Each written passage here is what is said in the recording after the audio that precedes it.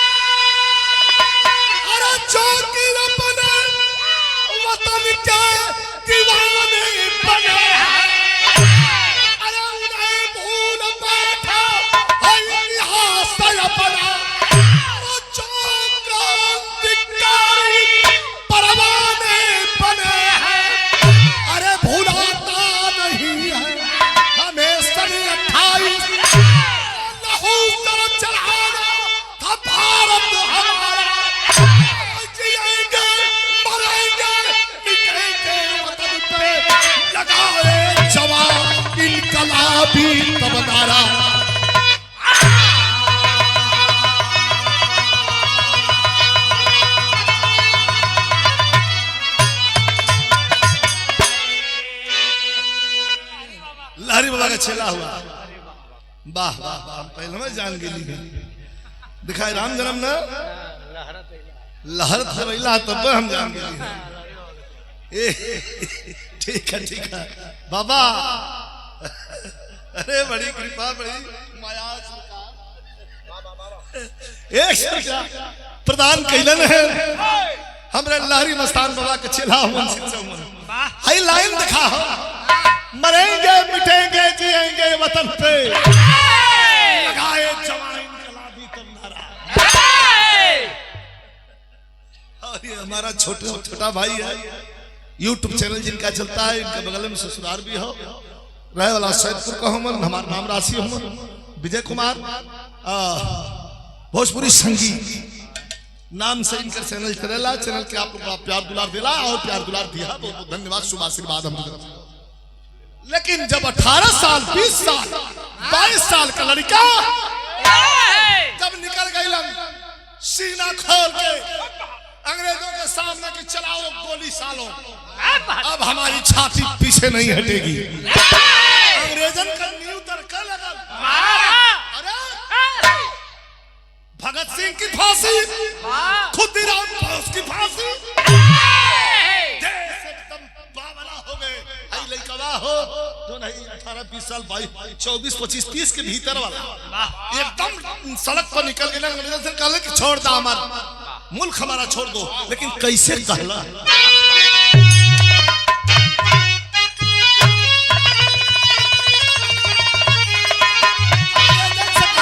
कि चढ़ा दे सूली,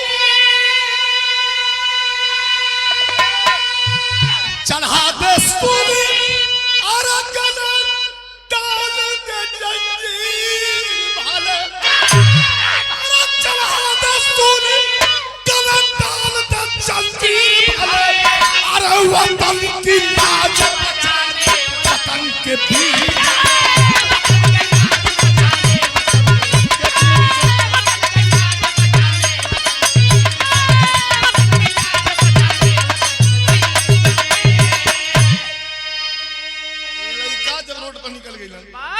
उनके मन में एक बात आई,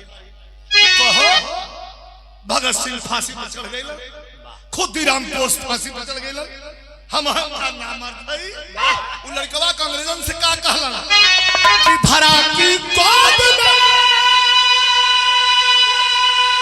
धरा की गोद में अरे आस्ते आस्ते रणधीर पले, अरे धरा की गोद में आस्ते आस्ते रणधीर पले। अरे वतन की लाज बचाने वतन के वीर,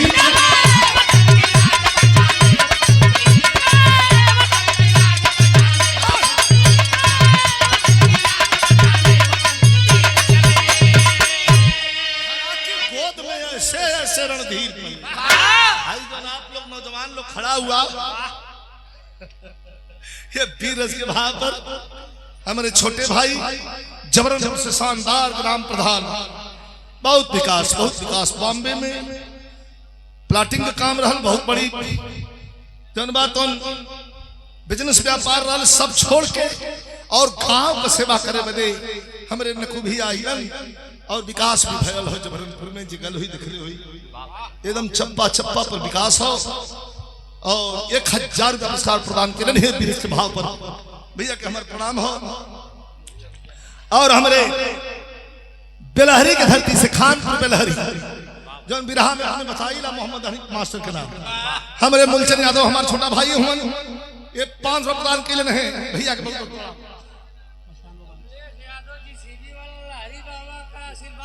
अच्छा ठीक। कमलेश यादव जी सीधी वाले लहरी बाबा का आशीर्वाद पलिया की धरती से बहुत बहुत धन्यवाद। तनी सब 10 मिनट बैठ जाओ।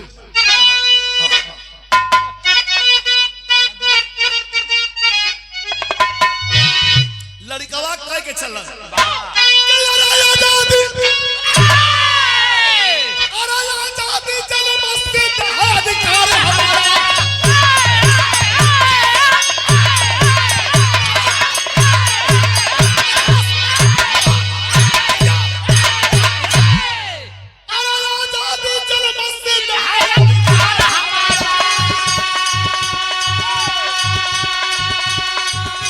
पूजा था देश भर में इनकलाब का नारा,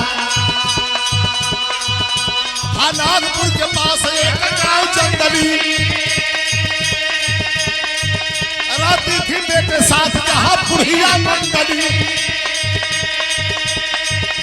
एक रोज क्रांतिकारी के 3 भाग कर पुरिया की झोपड़ी में छिपे है रात भर। पुरिया ने जान पाई कि हमारे पुरिया ने जान पाई कि हमारे खाए भी नहीं सो गए।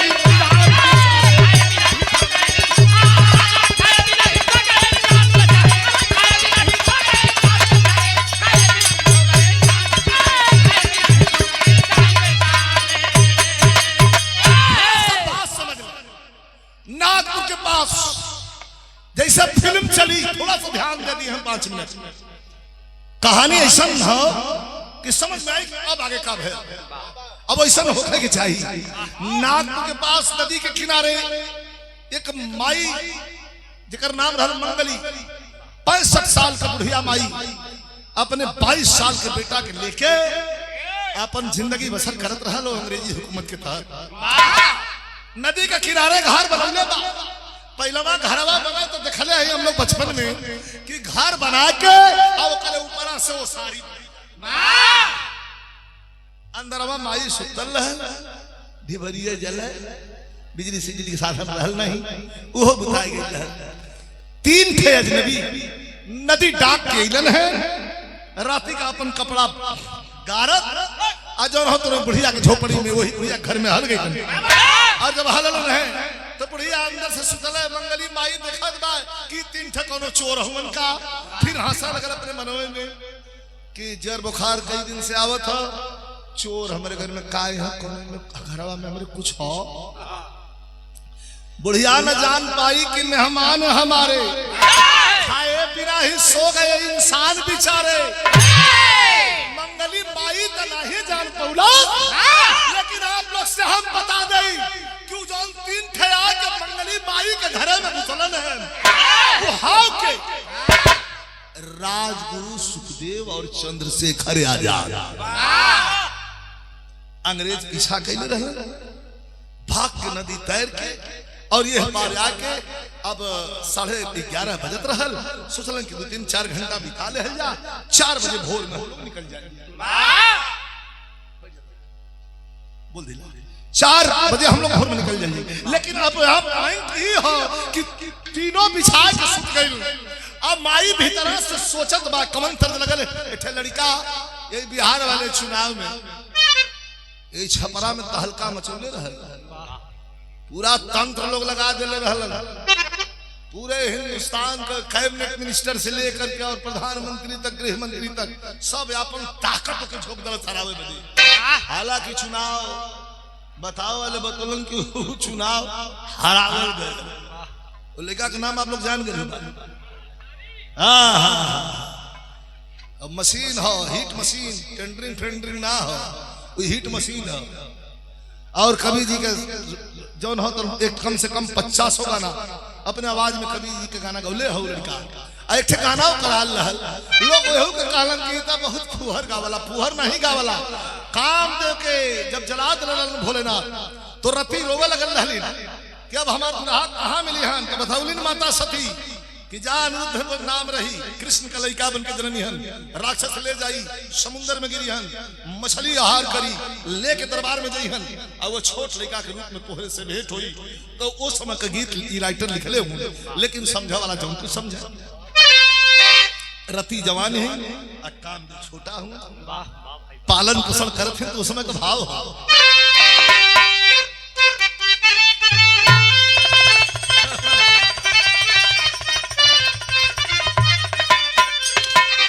अरे सैया, अरे सैया लइका नियन सूती जुल करो अदिया के अजुरानी। बुढ़िया माई सुतल है भीतर, तीनों आके बिछावत हवन, लेवा गुदड़ी जवन मिलत बिछा के सुतत हवन। लेकिन कब सोचत है भाई चली पनिया कुछ पिया दे काई ढंग के इधर है बजत है भाई का करी। फिर मुखरवा उठे ना देत का सोचत बा कि भाई अरे भाई आ तू खावा मेरा पिया बितावत बाड़ी आ सपना सजावत बाड़ी हो।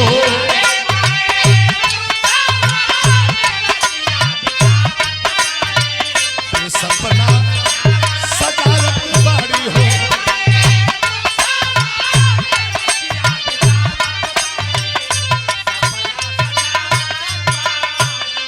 समाजवादी पार्टी के सक्रिय कार्यकर्ता हमारे छोट भाई धोनी यादव प्रदान कैलन। और ये नीलेश उच्चतर माध्यमिक विद्यालय साई की तकिया बेलहरी गाजीपुर से ये पुरस्कार 30 रुपये प्रदान कैलन है। भैया प्रणाम बाद विद्यालय परिवार के सभी पदाधिकारी के धन्यवाद। सब इनके का सोचत हो कि ज्यादा सुनते अरे होत सबेरे करब ममता दुलार हो कवनो चमनवा कोई बहार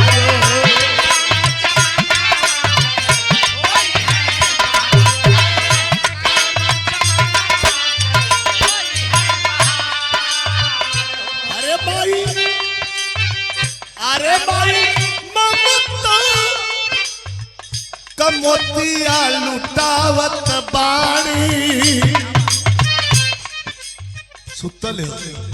ज्यादा सवेरे उठत तो कुछ खिया पिया चाय पानी रस पानी बना के पिया के भेज तो सुतल में लेट हो गल होत सवेरे भाई अंगना बहारली अरे जाई के दलनिया में अपने निहार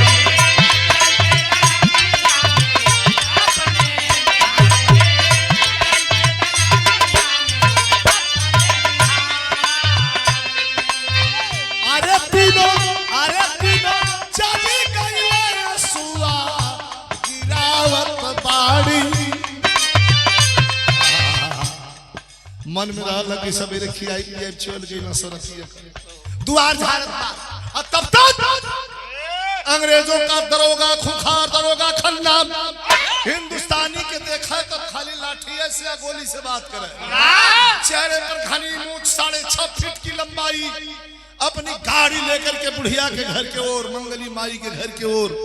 बिना रास्ता का मेढ़ ओढ़ डकावत का है यार मंदिर कार्यकर्ता के सहयोग उदय प्रताप यादव मढ़ी बरखला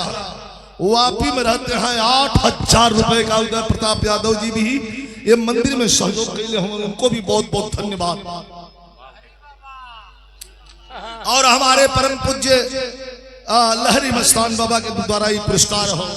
बहुत बहुत प्रणाम आपके प्रणाम सब भाई इनके प्रणाम खन्ना दरोगा आ गए गाड़ी रोक लिया बुढ़िया माई तई सोचत बा कि रतिया के कुछ खिया पिया दे रही कौन आ रहा ओके का पता के रहल आइला कुलानी में तूफान मतिन चल गई हमारी गलती है सुता गल हमसे। तब तक खन्ना दरोगा आ गया अंग्रेजों का दरोगा कहा रे बुढ़िया का जी साहब हमार लड़का कहीं ना जाला साहब क्यों गलत शिकायत आपसे कैले हो हमार लड़का बस खेते जाला खेते से हम बजरियों जाइला तो लेके जाइला संगे 22 साल का सूरज जौन खेते में कुछ मूंगफली का खेती अगोरत हो माई के कहले पर माई के सेवा करत हो पिता का साया उठ गल तो खन्ना दरोगा कहे कि वो तीनों कहाँ है कहा कौन तीनों अरे वही तीनों जो रात को तू अपने घर में छिपा रखी थी करे साहब हम कहे कि छिपावल नहीं कौन है तीनों को बात करत हुआ था वो तीनों जो रात में आए थे वो जानती है वो कौन है कहे हम जानते ना है साहब कहे राजगुरु सुखदेव और चंद्रशेखर आजाद को तुमने अपने घर में छिपा रखा है का काला साहब का काला हमारे घर में राजगुरु सुखदेव चंद्रशेखर हमारे भैया लनो अरे बाप रे बाप कुटिया धन्य हो गई सच्चो साहब कला हाँ कहा है तीनों को हमारे हवाले कर दे रोवे लगल बुढ़िया ई दिखा देशभक्ति बड़ा देशभक्ति आप लोग दिखले हुआ बुढ़िया माई मंगली रोवे लगल का कहलत मास्टर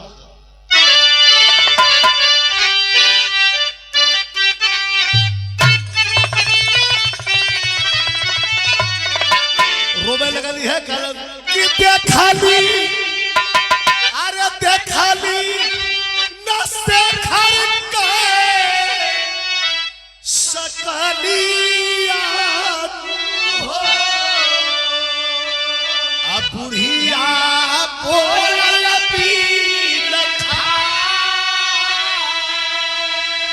काज कैसे चलावाला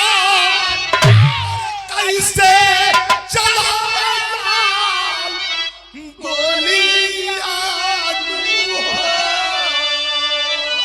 हतिया चरा बिछाए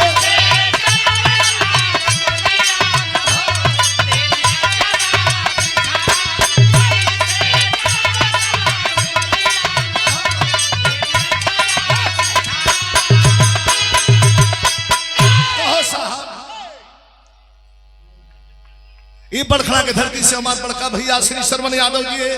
वीर भाव पर माई के समर्पण के भाव पर प्रदान किए रहे। का साहब गलती हो गई कि जनती की आईला अरे चंद्र से घर पाया रागिया चलना हो कि हमारा घर में राजगुरु सुखदेव चंद्रशेखर आलवंत का करी दांत की सड़क दरोगा खन्ना कहे का करती रे बुढ़िया कहे कि दूधावा पियाती अब बैठती उनके बदिया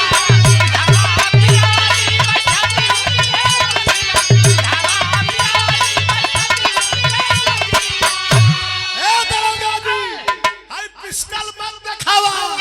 काचू दूधावा पियाती अरे बैठती उनके बदिया काकी भाल चल छाती पर तू डालिया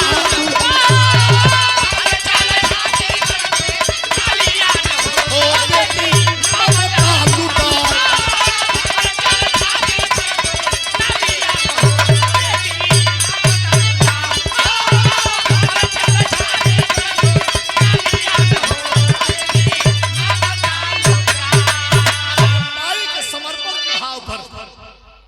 चला छाती पर दुनलिया न हो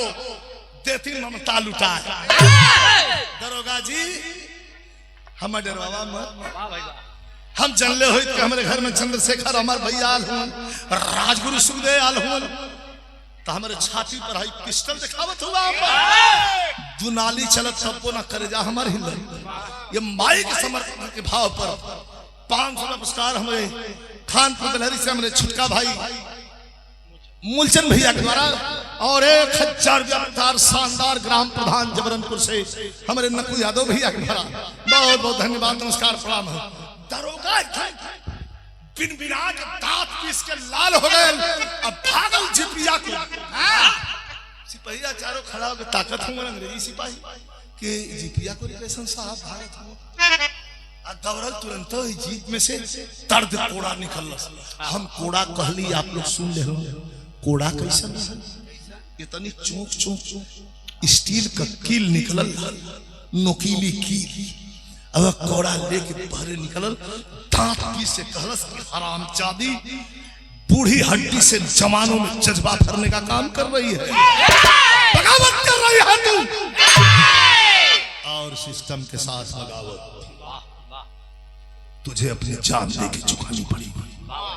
सिस्टम के साथ बगावत तुमने किया है तुम्हें अपनी जान देके चुकानी पड़ेगी। बुढ़िया तो जैसे कृष्ण के प्रेम में मीरा पागल हो गई अखिया से कुछ न लौका बुढ़िया के एक चीज मंगली के लौकत बा कि हमार भैया झोपड़ी हमार धन्य हो गई हमार भैया राजगुरु सुखदेव चंद्रशेखर हमारे कोठरी में हमारे घर में पैर धरता ले तो आए है वीरस के बिरहा में थोड़ा सा करूँ इसका पॉइंट हो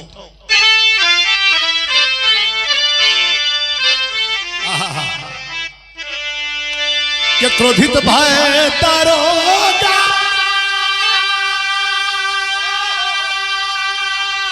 कि उस बार बन के मुदाई अकोड़वा से करने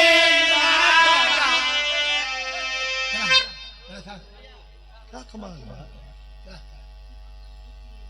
अकोड़वा से करने लगा वार बन के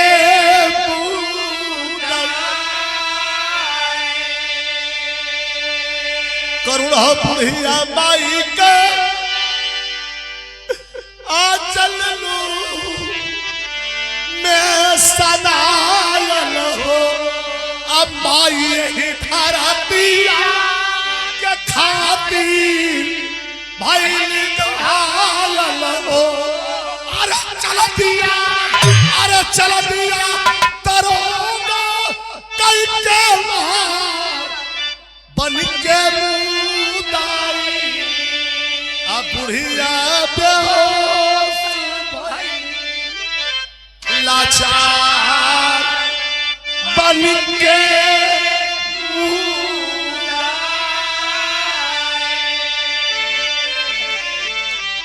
आदरणीय श्री दयालु यादव जी हमारे अमर यादव भैया के मामा जी बहुत बहुत धन्यवाद। और 200 रुपए का पुरस्कार प्रदान किया गया है मनीषा मेडिकल स्टोर, ये मालिकपुर की तरफ से मालिक श्रवण कुमार यादव के बड़े सुपुत्र हमारे ऋषु यादव जी ये पुरस्कार प्रदान किए गए हैं। बाबू के शुभ आशीर्वाद बाद इतना कोड़ा मरलस कि दिखाई कोड़वा काहे मरलस और काहे भैया माई खैलस कोड़वा, ये हम काहे सुनावत है कोड़वा वो अपने लड़कन बदे ना खैलस, कोड़वा आप लोगन बदे हमरे बदे हिंदुस्तान बदे आजादी बदे खा गिरल है। बैठ जा भैया ए लोटा अब ये नौटंकी करवा आए कमाल आदमी हुआ यार, लेके हटा जल्दी हटा। ऐसा 15 मिनट में ऐसा जवान सूख जाते बॉर्डर पर गोली चलते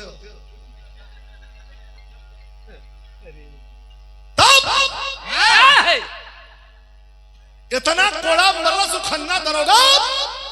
कि बुढ़िया माई गिर पड़ल घंटों गिरल रहल पानी पानी पानी पानी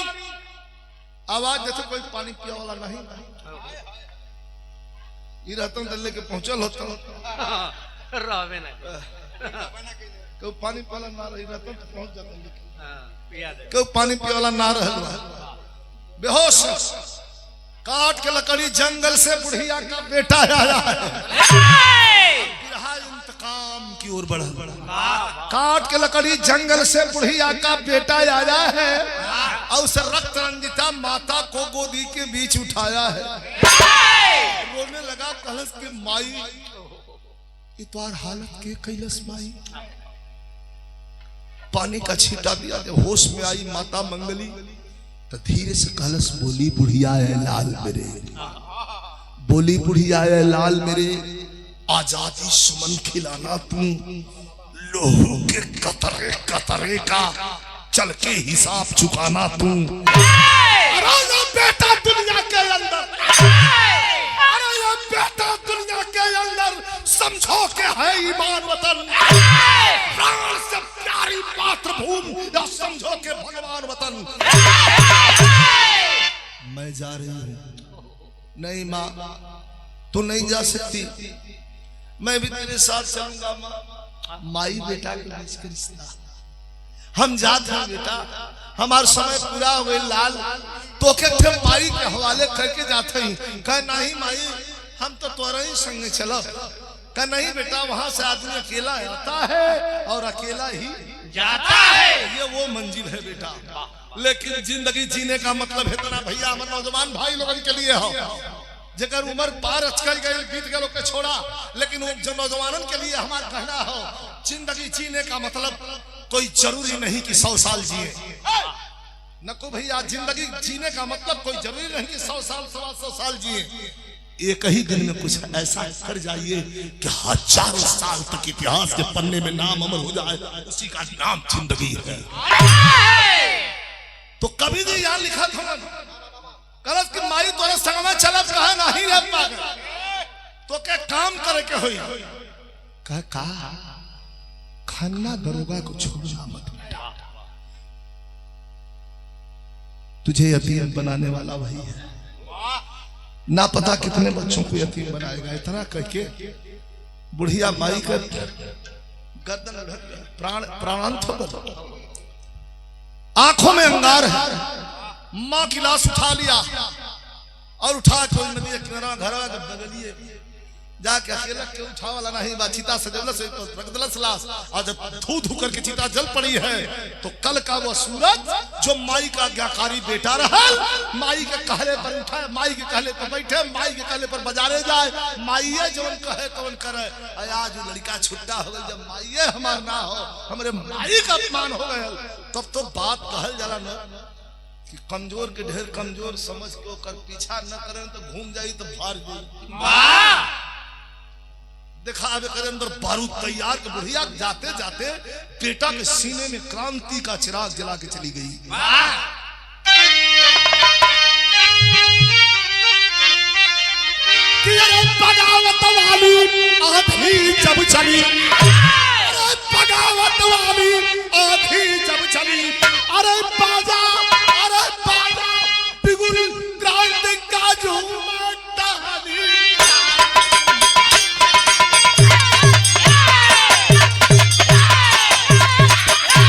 क्रांति का झूम में टहनी डाली बगावत वाली आंधी जब चली। अब वजह से चिता जला के चिता का राखी लगा के लार पर और जब आगे बढ़ल कह के चलल कि हम तूफानवा करबे अरे हम तूफानवा करबे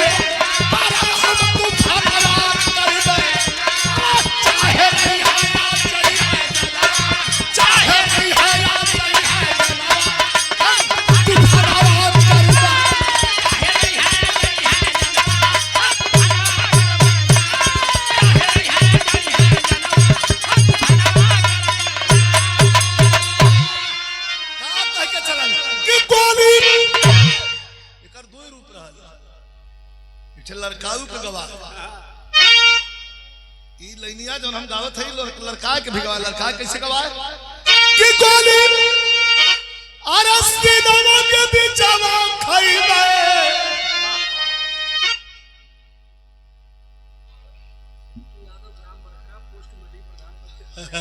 पिंटू यादव जी ग्राम बरखड़ा पोस्ट मढ़ी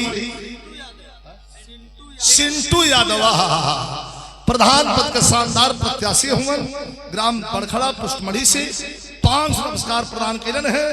सिंटू भैया के बहुत बहुत धन्यवाद माई की कृपा बनल है पंच परमेश्वर का आशीर्वाद मिले 500 प्रदान कैलन यहू तरह लड़काऊ के वाला भैया कि गोली सीना के पीछे खइबे लेकिन हमारे उस्ताद उनका कुछ अलग रहा ऐसा विधा में वो कैसे काम है कि अरे गोली सीनवा के पीछे तू खमाई का अरे तू खमाई का गोलियां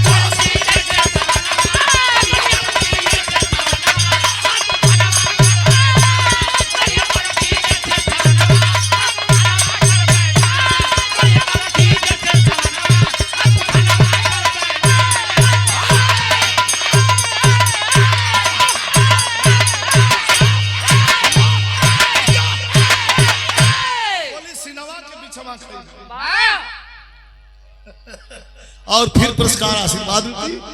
हमारे लहरी मसान बाबा मस्तराम बाबा के परम शिष्य हैं आपके द्वारा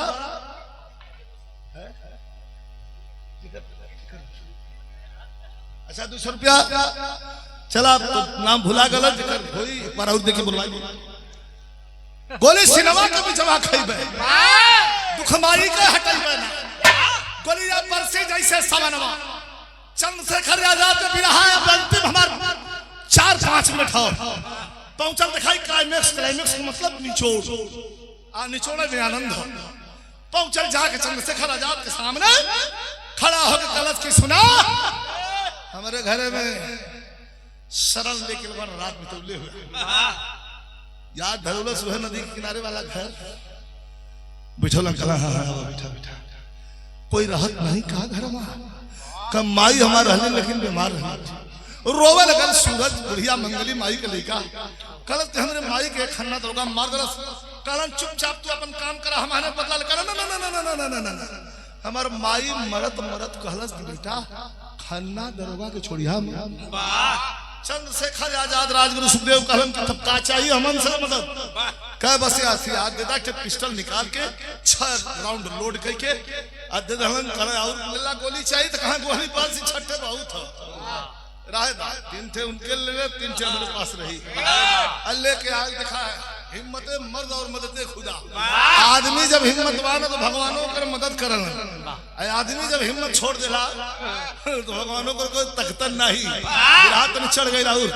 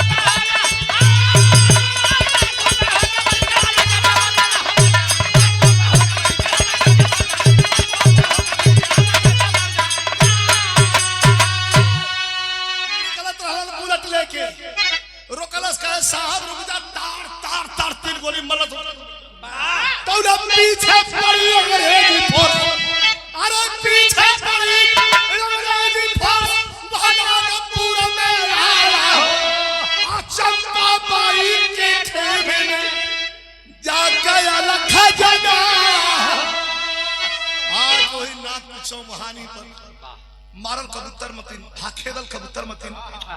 लुकायल यारो पुलिस यारो पुलिस यारो पुलिस यारो पुलिस कह जाए तो जहां कहीं जाए कहां 3 तल्ला मकान रहल ओई मकान के ऊपर दूसरे तल्ला पर नाच गाना होत रहल सीढ़ी पहरे से गई रहल दौड़ के खट खट खट खट खट सीढ़ी पे चढ़ल तो ऊपर बाई जीवन का नृत्य चलत रहल चंपा बाई वहां का मालकिन रहल कोठा के बैठल रहल मुहे में पान चबात रहल अतले पहुंच के जाके चंपा बाई के पीछे बैठ गई चंपा बाई कहला रे बाबू जवान हो आगे आकर के नाच गाना देखना हो तो देखो तेरे पीछवा से कहलस का कबो कबो एक थे बात कलेजे की छू दी सूरत बुढ़िया मंगली माई का लड़का वो चंपा बाई से कहलस का कहला कहलस की माई बन के का हमरे माई के खन्ना दरोगा मार देलस खन्ना दरोगा के मार के भागल है अतले मुहे में का पान इनका उगिला गल करे तही मरले ही हाहाकार मचल खोजत हुआ कुल रे तो की तही मरले ही कहा ठे चीज कर हम का करी तोर बेटा त का कहलस कि हमार माई ना हमार माई बन जेबू है जैसे लग गए हे करे दिखा हुई का कहत हो वो करे अखिया में ताका लगल कि कितनी निर्भीकता और कितना करे अंदर समर्पण हो हथवा जोड़ के ईमानदार हो का कहत बा मास्टर का की माई बन के अरे दैना हम ठिकाना कर चल मर्दाना आप देश के कारण छोड़ दे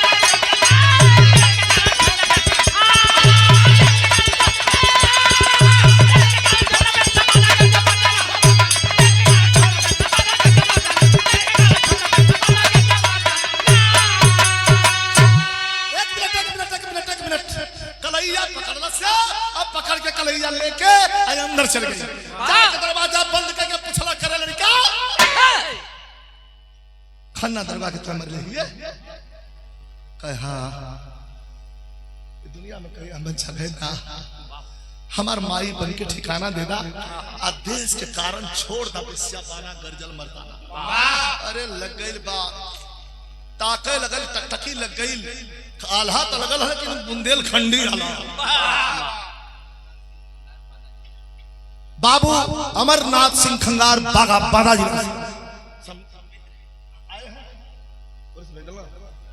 गुजरात से बहुत बहुत 500 रुपया पुरस्कार लिखा विदेश से और कोई जगह लोग फोन कराओ अरे वाह भैया अमर विदेशी की छोड़ा में फट फट फोन करो करा भैया मन 4 घंटा ये बच्चे लाल यादव हमारे बड़खरा से बच्चे लाल यादव जी पुरस्कार के ताकत हरी दिखाई आल्हा ई तनिसा बुंदेलखंडी बुंदेलखंड में आल्हा ही वाला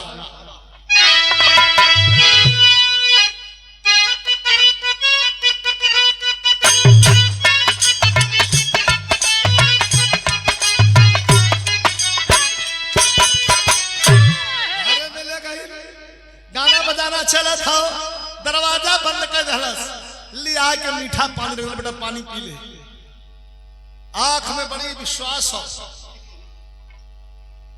बड़ा विश्वास भरी नजर से देखत बा, लेकिन वो चंपा बाई के भाव को लिखत है कि देख वीर बालक का चेहरा,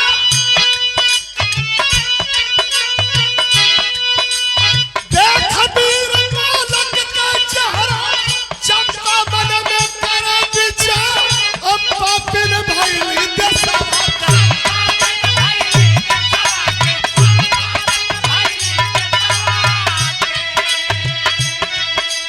अरे कैली दहिया के व्यापार, कैली दहिया के व्यापार, कब देश के काम नहीं।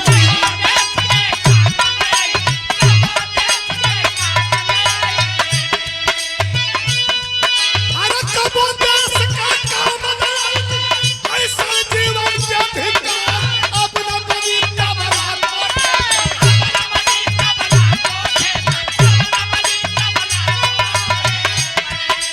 आया बहु आए मोके के मार, ऊपर पर काजल की पुली।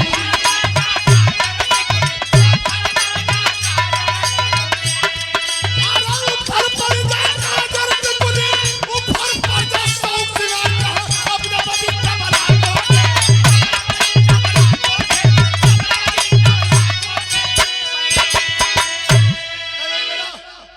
पर्द खाना निकाल के तो देखो देखो देखो थे क्या वाला पहले हमार छाती छे, अब देशभक्ति देखा जाग गई। वो कोठे के मालकिन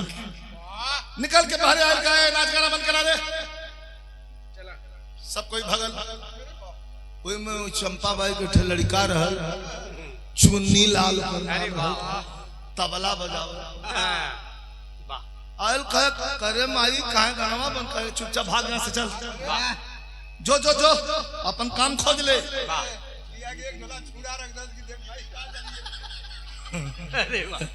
चुप रहा मत, कहे कि ई काहे बंद करावत है, कहां से भोजन मिली, कहे अपन अपन कोनो भोजन की व्यवस्था करा, हमार व्यवस्था हो गई। कहे कैसन व्यवस्था रे, नाच गाना यहाँ न होई, कहे ना होई तो का होई, यहाँ का इनकलाब निकली यही कोठा से। तो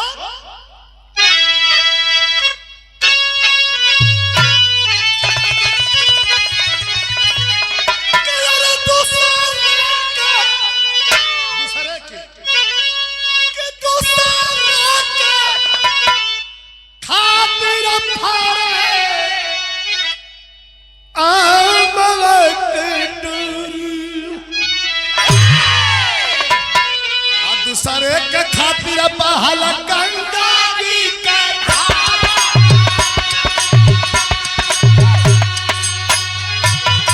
अरे दूसरे के खातिर नहीं के दुनिया में जन्मवा, वह चंपा बाई दशहरा कटैला सौपत्ता।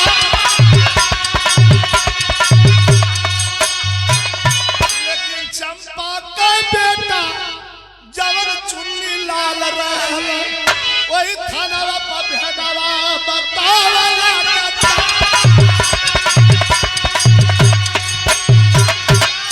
ए भैया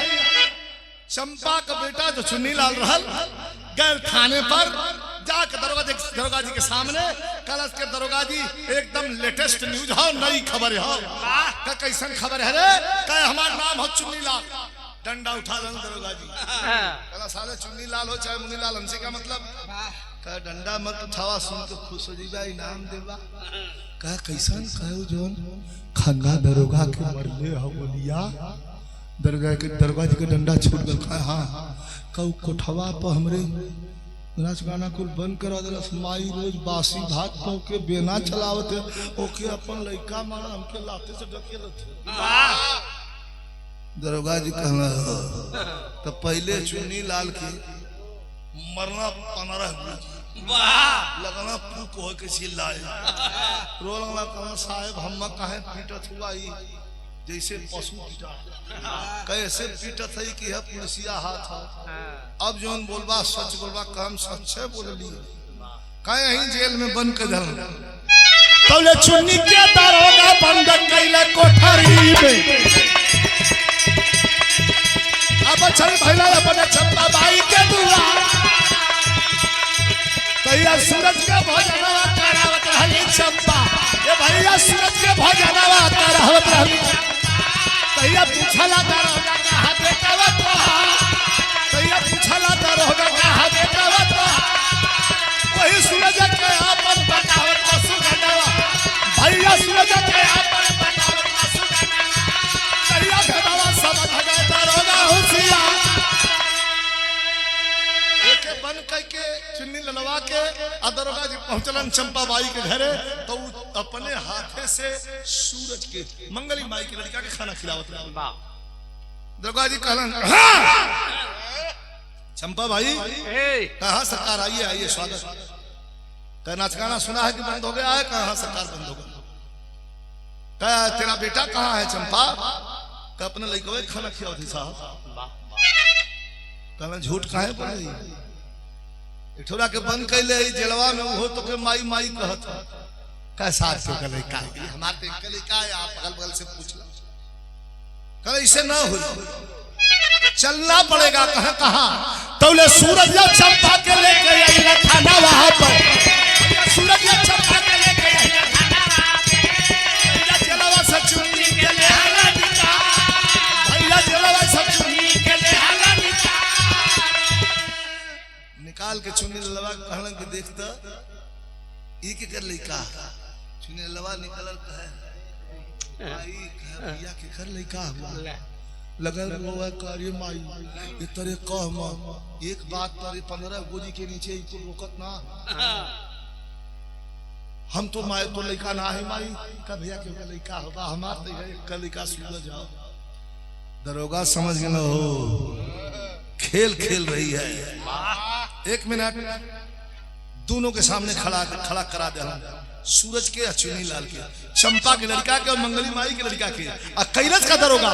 कि दही के पिस्तौल तक दरोगा कहे बतिया भैया दही के पिस्तौल तक दरोगा कहे बतिया कहा यहां पर बेटा छोड़ दूसरे के दे बुलबा ए भैया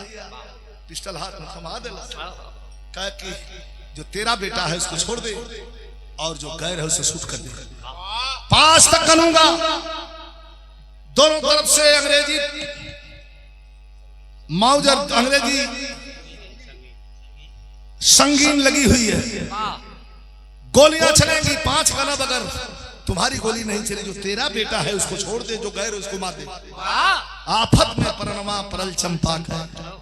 पाप के बचाई की धर्मवा का डार बड़ा संकल्प करी लेकिन कभी जी फिर तो पड़ जाते हैं।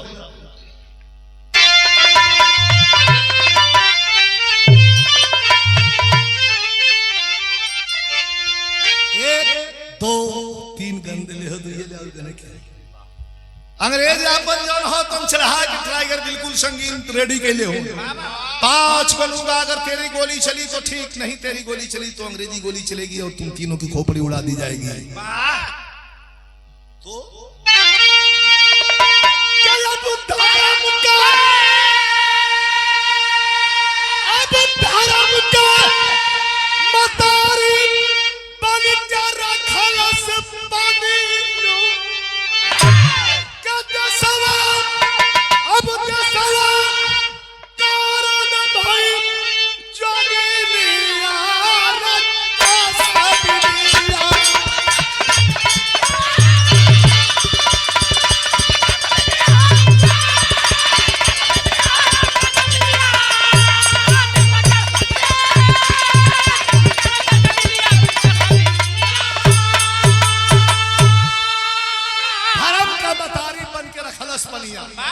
देशवा कारण भाई जोगिनिया रे कसबिनिया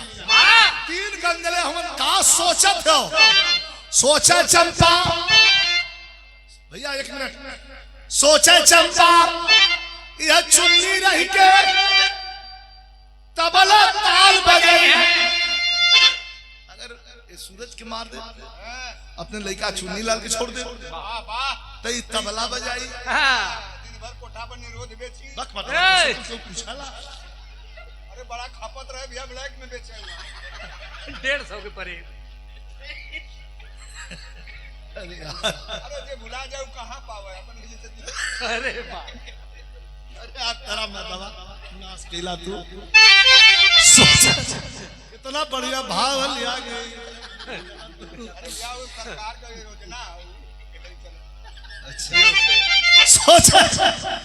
सोचा चंपा चुन्नी रह के तबला ताल बजाई है। अरे सूरज बेटा रह के हमारा देश प्रेम दिख रही है। मरलस चुन्नी के जोगी रे कसबिनिया चार गन्नत गन्नत तले तार तार तार तीन गोली अपने बेटा चुनी लाल के मरलस आज गोली लगल आही रे माई कह के गिरा लगल करे माई हमें मार देली माई करे माई हम सच्चो तोर बेटा ना है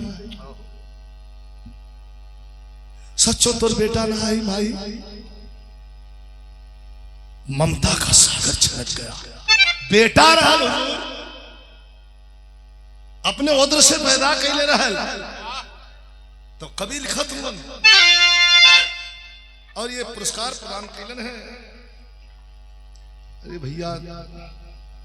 ये हमार परीक्षा लिखवा का थोड़ा बड़ा रहत के काम कर जाए हम बहुत झीना झीना नमवा खाली बता दे। अच्छा आरडी इंजीनियरिंग वर्कशॉप अच्छा उनके मालिक के छोटे भाई हैं पुरस्कार दिए बहुत बहुत धन्यवाद। माई कह के चुन्नी गिर गए चंपा तब घबराई अरे पुत्र की ममता सह न सकी गोली सीने में खाई कि माटी हो गई बाबा दिया